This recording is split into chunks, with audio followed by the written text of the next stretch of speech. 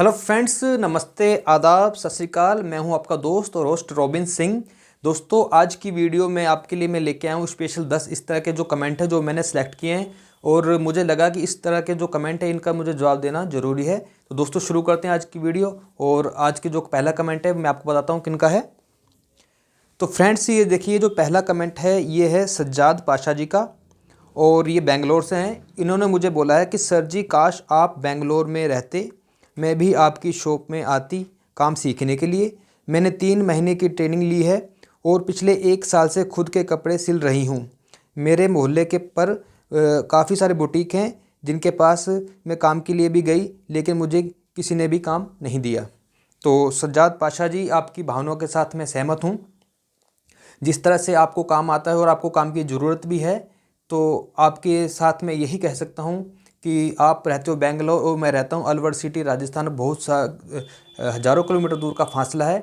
तो हालांकि जिस तरह से आपको काम की ज़रूरत है, आपको काम आता भी है, इस तरह से बहुत सारे मेरे पास कमेंट भी आते हैं कि सर प्लीज़, अगर काम की ज़रूरत है तो आप हमें काम पर रख सकते हो। तो देखिए, इस तरह से तो खैर पॉसिबल नहीं हो सकता, क्योंकि ऑलरेडी मेरे पास 10 से 15 लोगों का स्टाफ है जो मेरे पास काम कर रहा है और फ़िलहाल इतना काम का लोड भी नहीं है, उनकी भी पूर्ति मैं नहीं कर पाता हूँ।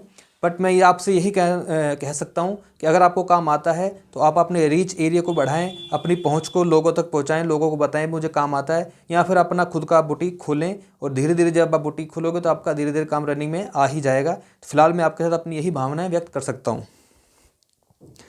ये दूसरा कमेंट है, ये है गेम्स बाय सिस्टर्स। इन्होंने मुझे बोला है कि सर, कढ़ाई वाले सूट के नेक की ब्रॉडनेस अगर 7 इंच है, हमने 6 इंच रखनी है।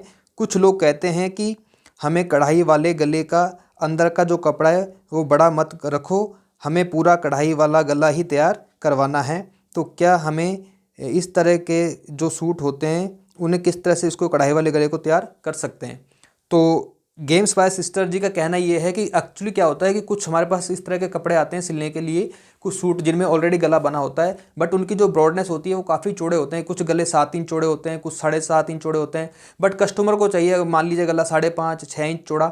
बट उसमें होता क्या है फ्रेंड्स, जब हम सिलाई लगाते हैं तो वो जो कढ़ाई के साथ हमें थोड़ा सा कपड़ा छोड़ना पड़ता है, वो काफ़ी बुरा भी लगता है। तो इसके लिए गेम्स बाय सिस्टर जी, मैं आपको यही सजेस्ट करूंगा कि आज से 2 दिन पहले ही मैंने एक वीडियो अपलोड किया था जिसमें मैंने बताया था शनील के सूट और वेलवेट के सूट की कटिंग कैसे करें। उस वीडियो में मैंने आपको ये भी बताया है कि इस तरह से अगर गला बड़ा हो तो उसको छोटा किस तरह से किया जा सकता है। आप उस वीडियो को देखेंगे तो आपको समझ आ जाएगा। आपको वीडियो का लिंक है जो मैं इसमें डाल दूंगा। तीसरा कमेंट है, ये है डॉली रीच। ये कह रहे हैं, मैंने खुद का बुटीक खोला है बट सिलाई नहीं आ रही, क्या करें। तो डॉली रीच जी, आपको बुटीक खोले कितना टाइम हुआ है ये भी आपने मुझे नहीं बताया कमेंट में। बट आपकी जानकारी के लिए ये बता दूं, जब भी हम कोई नया काम स्टार्ट करते हैं तो ऐसा नहीं होता कि एक दिन में ही हमारे पास कस्टमर्स की लाइन लग जाएगी। हमें थोड़ा सा पेशेंस रखना पड़ेगा। मैंने जब अपना खुद का बुटीक खोला था तो मुझे मेरा जो काम रनिंग में आने में लगभग 2 महीने लग गए थे।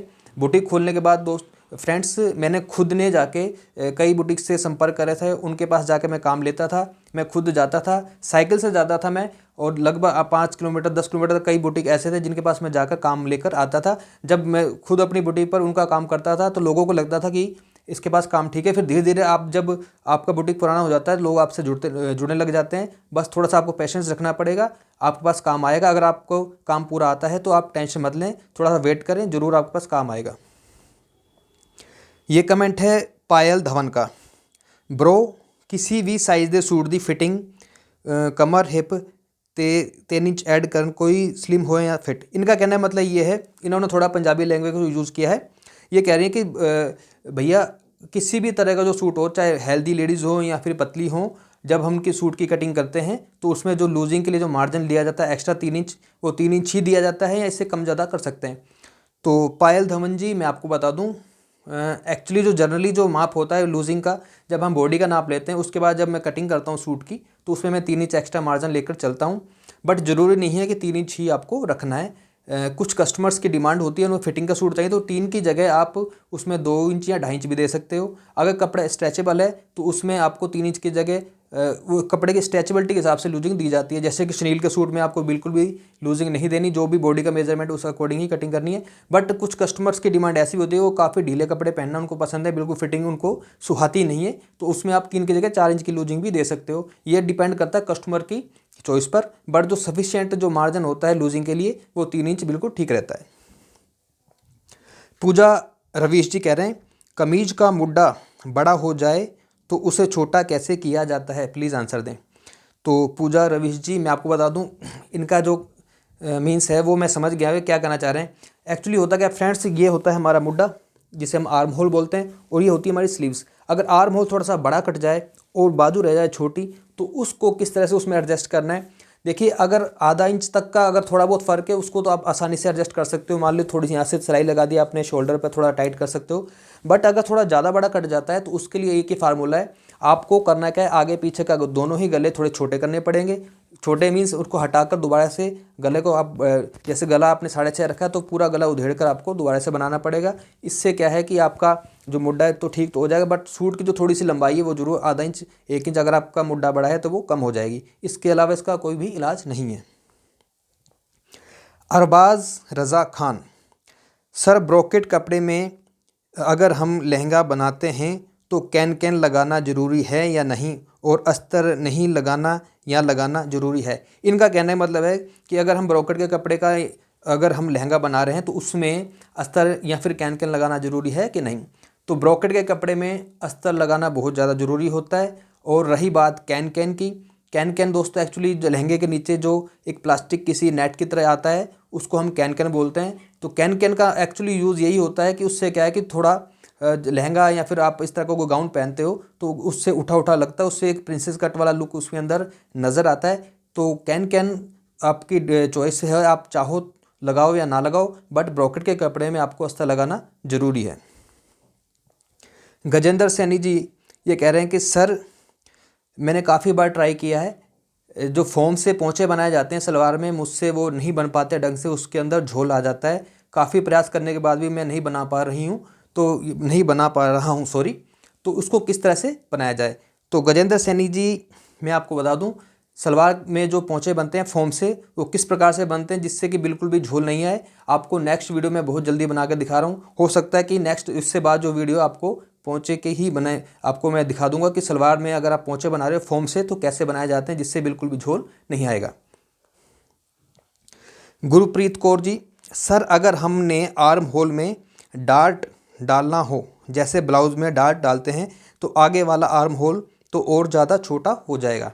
इनका मीन्स है जब भी हम प्लेटों वाला को सूट बनाते हैं जिसे हम डार्ट भी बोलते हैं, तो इस जगह जो प्लेट्स डलती है, तो इस जगह जब हम प्लेट्स डालते हैं इस आर्म होल के फ्रंट वाले पार्ट में, तो आगे वाला जो मुड्ढा है वो आधा इंच कम से कम छोटा हो जाता है।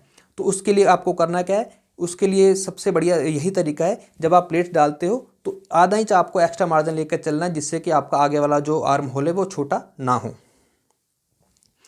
जस पोपराय, सर बहुत अच्छा, पर अगर हम जैसे कि गला आगे 6 इंच का है रखते हैं तो उसमें अगर ये कॉलर लगाते हैं तो गला छोटा रह जाता है, उससे सर फंस जाता है। इनका कहने का मतलब ये है कि कुछ वर्क वाले ऐसे भी सूट्स आते हैं, या फिर अगर आप कॉलर वाला को सूट बना रहे हो तो आगे से जो गले की जो हम नॉर्मल ये जो लंबाई रखते हैं 6.5 इंच रखते हैं, बट कॉलर लगाने के बाद क्या होता है कई बार जो कॉलर जब हम गले में उसको पहनते हैं तो वो क्या फंस जाता है गले में। तो इन्होंने पूछा इसका क्या हल करें कि अगर गला जो है हमारा 6.5 की जगह हम 7 भी कर सकते हैं तो उससे अगर कोई दिक्कत ना आए। तो मैं आपकी जानकारी के लिए बता दूँ जसपो उपाध्याय जी कि जब भी आप कॉलर वाला कोई सूट इस तरह से बनाते हो तो उसका जो सफिशिएंट एक तरीका तो ये होता है कि मैं आपको लास्ट में बताऊंगा प्रैक्टिकली, क्योंकि अभी मेरे को बाकी कमेंट्स का जवाब दे दूँ इसके लिए मुझे थोड़ा सा प्रैक्टिकल करना पड़ेगा। तो वीडियो को आप अंत तक देखेंगे तो आपको पता लग जाएगा कि किस तरह से आपको कॉलर वाले गले को एडजस्ट करना है। पूनम हुड्डा जी कहती हैं, पैंट प्लाजो में किस कपड़े में नीचे इनर लगाना चाहिए और किस में नहीं लगाना चाहिए। पैंट प्लाजो में किस कपड़े में इनर लगाना है, तो ये तो बिल्कुल जाहिर सी नॉर्मल सी बात है। जो भी कपड़ा ट्रांसपेरेंट आपको दिख रहा है कि इस कपड़े ट्रांसपेरेंट हमें नज़र आ रही है, कपड़ा पतला है आपका, थिन है कपड़ा, तो उसमें आपकी स्किन नज़र आ रही हो तो उसमें आप इनर लगा सकते हो। इसमें कुछ भी शंके वाली कोई बात नहीं है। हाँ, कुछ कपड़े ऐसे भी होते हैं जो पतले नहीं होते बट वो हमारी क्या स्किन के साथ चिपकते हैं, जैसे कि शैंटून का कपड़ा हो गया, शाटन का हो गया, इनमें भी आपको इनर लगाना चाहिए। डिम्पल जोशी, सर मैंने कुर्ता सिया है लेकिन वो पहनने के बाद घूमता है, क्यों? डिम्पल जोशी जी पूछ रही हैं कि सर मैंने एक कुर्ता बनाया है और वो जब वो पहनती हैं तो पहनने के बाद वो कुर्ता घूमता है। यानी कि इनका मीन्स ये है कि बहुत सारे इस तरह के आपने भी देखा होगा कि आपने अगर कभी सूट पहना हो तो जैसे सूट एक तो बिल्कुल स्ट्रेट होता है और एक क्या होता है कि पहनने के बाद या तो इस तरफ घूमेगा या फिर जो सूट है इस तरफ घूमेगा। उसके पीछे क्या रीज़न होता है? उसके पीछे जो सबसे बड़ा रीज़न होता है उस रीज़न को प्रैक्टिकली मैं आपको बता देता हूँ। और यहीं पर ये जो है हमारे सारे कमेंट्स को मैं जवाब दे दिया, और जो लास्ट के जो कमेंट है 2 उनका मैं आपको थोड़ा सा प्रैक्टिकली बताता हूँ कि आखिर कुर्ता क्यों घूमता है। तो फ्रेंड्स ये देखिए उस कमेंट का मैं जवाब दे रहा हूँ जो मैं आपको बताना चाहता हूँ कि आखिर सूट एक तरफ क्यों घूमता है। जब भी हम सूट की कटिंग करते हैं तो फ्रेंड्स एक चीज़ हमेशा याद रखनी है, जैसे किनारी वाला पार्ट है हमेशा इसको इस तरह से रखते हैं। हम जब भी कटिंग करते हैं फ्रंट और बैक पार्ट की कटिंग करते हैं, कटिंग करते समय आपको एक चीज़ का ध्यान रखना है, आपको कपड़े को यूँ खींच के देखना है। ये देखें जैसे ये कपड़ा है, इस कपड़े को आप यूँ खींच के देखें, ये कपड़ा है बिल्कुल भी आपका ज़्यादा हल्का फुल्का स्ट्रेच तो होता ही है कपड़ा, ये स्ट्रेच नहीं हो रहा, यानी कपड़ा बिल्कुल आपका सही है। बट कुछ कपड़े इस तरह के होते हैं सूटों में, उनमें क्या होता है कि काफ़ी ज़्यादा तिरछापन होता है, यानी कि कान होती है। तो वो जो कपड़ा होता है आपको इस तरह से, जैसे ये देखो मैं खींच रहा हूँ, इस तरह से कपड़ा वो खींचता है। तो जब हम इस तरह से कपड़े की कटिंग करते हैं तो वो कहने का मीन्स मेरा ये है कि वो कपड़ा आपका समझ लो इस तरह से उरे भी कपड़ा होता है। ये देखिए जब ये कपड़ा उरे भी हो गया आपका, तो जब कपड़ा आपका उरे भी बनेगा तो जब आप उसकी इस तरह से कटिंग करते हो तो फ्रेंड्स उसमें झोल आता ही आता है। यानी कि वो जो सूट का पार्ट होता है ना, वो आपका आगे का या फिर पीछे का वो जो पार्ट होता है, पीछे का तो हमें महसूस नहीं होता बट आगे वाला पार्ट क्या है, जब या तो आपका लेफ्ट की तरफ घूमेगा या राइट की तरफ घूमेगा। तो इसलिए जब भी आप कभी भी कटिंग करो, जो आप सूट की कटिंग कर रहे हो, तो पहले कपड़े को ढंग से देख लें कि कपड़े में आपके कान तो नहीं है। कुछ सूट्स ऐसे होते हैं, मेरे पास भी सिलने के लिए आते हैं, बट जब भी मैं कटिंग करता हूँ पहले मैं कपड़े की चेक कर लेता हूँ उसमें कान तो नहीं है। अगर कपड़े में इस तरह से कान होती है यानी कपड़े में तिरछापन ज़्यादा जा रहा हो तो मैं कस्टमर को पहले ही बोल देता हूँ कि आपका ये सूट एक तरफ घूमेगा, तो आपकी मर्जी हो सिलवाएं या फिर मत सिलाएं। तो फ्रेंड्स इस तरह से सूटों का बस एक यही तरीका है, कटिंग करने से पहले आप ये देखें कपड़ा हमारा इस तरह से, इसमें तिरछापन तो नहीं है। तो ये तो था सूट के घूमने का जो मेन रीज़न, आखिर सूट एक तरफ घूमता क्यों है। अब मैं आपको बताता हूँ कि जो कॉलर वाला जो सूट होता है, जैसे ये कॉलर वाला सूट है, हमारे पास जो कमेंट था जिन्होंने हमसे पूछा था कि कॉलर वाले सूट का जो गला किस हिसाब से रखना है।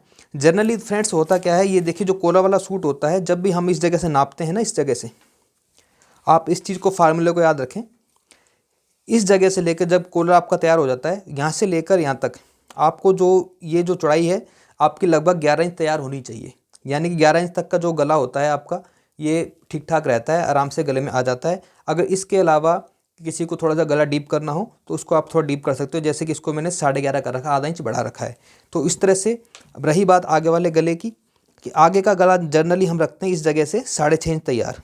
फ्रेंड्स ये देखिए 6.5 इंच कहाँ पर आ रहा है, 6.5 इंच आ रहा है इस जगह पर, आपको दिख रहा होगा ये 6.5 यहाँ पर है। बट इस गले को थोड़ा सा मैंने बड़ा कर रखा है, ये देखिए, यानी कि लगभग 1.25 इंच इसको एक्स्ट्रा लिया है मैंने। इसको एक्स्ट्रा मैंने इसलिए लिया है ताकि गला आसानी से आपके सर में आ जाए, इसलिए आपको थोड़ा सा गला आगे को बड़ा ही रखना है अगर आप कॉलर वाला बना रहे हो। या फिर एक दूसरा ऑप्शन ये भी होता है, जैसे ये तो वी गला है, अगर आप इसमें मान लो आपने हुक वाला गला बनाना हो, उसमें आपको कोई प्रॉब्लम नहीं, आसानी से इसको बंद करते हो नीचे हुक पट्टी भी लगा सकते हो, जिससे आपका गला अगर डीप भी है तो हुक से वो सारा का सारा कवर हो जाएगा। या फिर आप गले को डीप करके यहाँ पर पैच भी लगा सकते हो, जिससे कि आपका आसानी से ये गला पहनने में कंफर्टेबल रहे। तो दोस्तों ये थे सारे आज के कमेंट जो आज मैंने आपको आपके सवालों का जवाब देने की कोशिश की है। अगर आपको हमारी आज की वीडियो अच्छी लगी तो प्लीज़ हमारी वीडियो को लाइक करें, शेयर करें, और हमारे चैनल पर पहली बार है तो प्लीज़ हमारे चैनल को सब्सक्राइब करें। Thank you very much.